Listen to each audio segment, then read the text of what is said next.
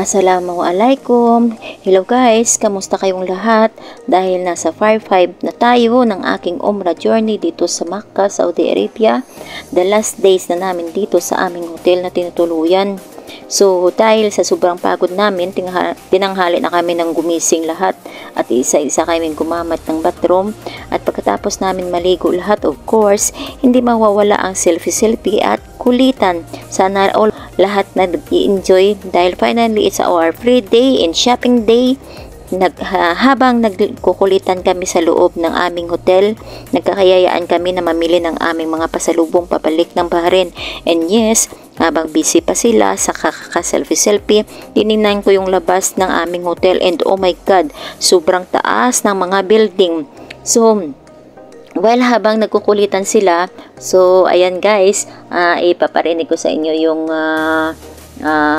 kulitan namin na sobrang saya. So sobrang nag-enjoy talaga kami dito guys kasi nga last days na namin dito sa Saudi Arabia at babalik na kami ng Bahrain. So dahil nga lahat kami dito is nakapag-prepare na ng mga gamit namin at dito lahat kami isa-isa kaming minikapan ng aming kasama, nagpaganda, nagpabango. So pagkatapos namin doon sa hotel, so naglakad-lakad na kami na lumabas sa aming hotel sa lobby. So nagkakayayaan kami na bumili kami lahat ng mga pasalubong namin dito na dalhin nga namin sa Bahrain. So alam niyo ba guys, grabe, sobrang ang lalaki ng mga building dito. Oh, hindi mo talaga maano na naglalakad ka dito.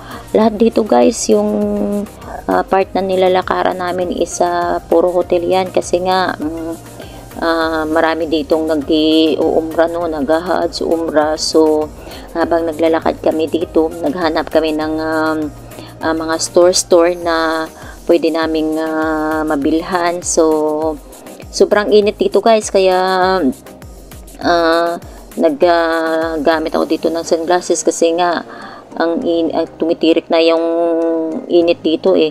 So by the way, dito na kami sa mga tinatawag na Changi. So dito lahat guys, pwede ka dito mamili ng kahit ano na pwede mong ipasalubong. So naghanap kami ng mga abaya na pwede naming susuotin ba sa Eid. So lakad kami ng lakad kasi nga yung pinuntahan namin na store, hindi namin makita kung saan babanda yun. Yung nakapagpili na kami dito nung first day namin na pumunta dito ng Bahrain, ng Saudi Arabia pala. So dito guys, yung sa malapit lang dito sa hotel namin yung pagbaba mo ng hotel, ang daming mga Changi dyan sa labas na mura lang. So marami ring namimili dito, kaso lang hinahanap namin yung binilhan namin noon kasi nga isa sa uli ko yung abaya ko na binili ko na una kasi nga maliit siya. So habang naglalakad kami, sabi ko sa mga kaibigan ko, sabi ko maghanap na lang tayo ng iba, yung dito na lang kasi marami namang cold store na ano. Pero sabi nga ng kaibigan ko na doon na kami magpunta doon sa binilhan namin. So medyo malayo yung nilakaran namin sa hotel. So dito na kami guys sa store na binilhan namin ng abaya ng aming mga pasalubong. So dito namili kami ulit. So habang namimili yung mga kaibigan ko, ako rin namimili rin dito, pero abaya lang yata yung binili ko dito at saka pabango. So para pasalubong sa pagbalik ko ng Bahrain. So ito na nga guys no. So alam niyo ba guys na finally ang saya na nakaraos ka na rin sa ilang araw na lakad kayo ng lakad. So ayan na nga guys no. So ang daming pagpipilian dito at saka sobrang mura lang, kaya guys yung pag bumili ka dito ng mga abaya, ang gaganda at saka mapamura ka dito kasi ano sila yung pwede mo silang matawad-tawad, pero yung mga bibenta dito is like Indian at saka Bengali. So ayan na nga guys, no. Marami kang pagpipilian dito, lahat, bag, sapatos, damit, kahit anong mga pasalubong yung gusto mong bilhin andito. So pwede ka rin dito mag wholesale kung ano yung gusto mong bibilhin. Lahat, halos lahat dito na sa shop, kasi ito yung shop na pinuntahan namin na medyo malaki-laki. Ang daming tao namimili dito. By the way, yung mga abaya dito, makakabili ka dito ng mura pero ang gaganda. Tapos pwede mo rin siya ma-discount kasi nga pag halimbawa marami kang bibilihin na pasalubong, so nagbibigay rin sila ng discount dito. And yes, pagkatapos namin mamili dito, so naisipan namin na umuwi na, bumalik na sa aming hotel. So ayan na nga guys, no, lumabas na kami ng cold store para bumalik na sa aming hotel para makapagpahinga. So by the way, pagkatapos namin dito pabalik na ng hotel, so natulog na kami ng ilang oras muna. Inantay namin na maghapon-hapon na para makakapag-relax na rin yung katawan namin, no. So pagkatapos namin mag-relax, after mga 7 o'clock yata, pagkagising namin, nag-pray kami.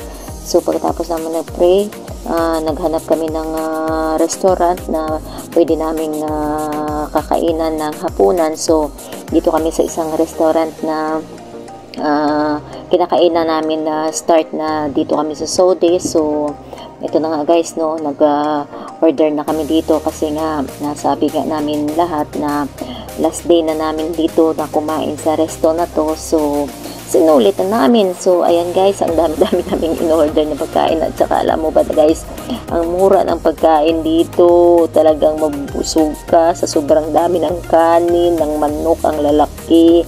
So sulit na sulit yung 10 dinar mo na 100 real mo na ibabayad pag marami kayo. So ayan na nga guys, no? So ayan na nga guys, pagkatapos namin kumain, bumalik kami ulit sa aming hotel. So dito na kami para lahat ng aming bagahe is igagayak na namin kasi nga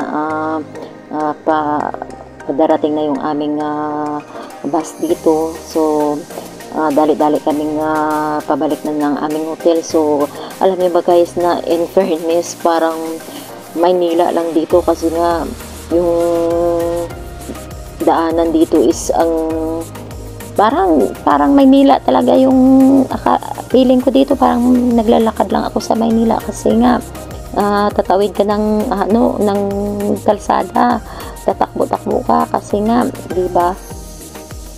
So ayan na nga guys, no, habang papunta kami doon sa aming hotel, so dumating yung aming bus. So dali-dali kaming nagayak. So lahat ng aming mga bagay ipinasok na namin sa loob ng bus. So while nandito na kami sa loob ng bus, so imagine nyo ba guys, na dito ko talaga naramdaman yung sobrang pagod. Diyos ko, hindi ko na-imagine yung pagod ko na parang bagsak yung katawan ko dito. So while nakatulog ako dito, kinuhaan ako ng video ng kaibigan ko. So talagang as in pagod na kami dito, lahat natutulog na.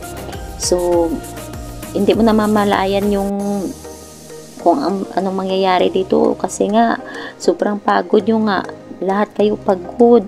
So mabuti na lang kasi nga yung pag-alis namin dito is maayos naman at safe kami. So ayan, tuloy-tuloy yung biyahe namin. So ayan na nga guys, no. So habang nasa loob kami ng bus, grabe talaga, hindi ko ma-imagine yung pagod ko dito. Grabe, parang dito ko lang naramdaman yung sobrang pagod ko ba.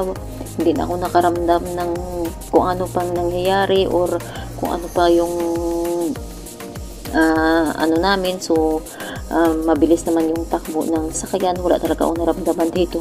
So ayan na nga guys, no? So habang dito kami sa loob ng bus, tahimik lahat tulog, alam mo naman na puro kayo pagod. So buti nga yung kaibigan ko isa kumuha ng video na nasa loob kami ng sasakyan. So ayan na nga guys, no? Pagkatapos namin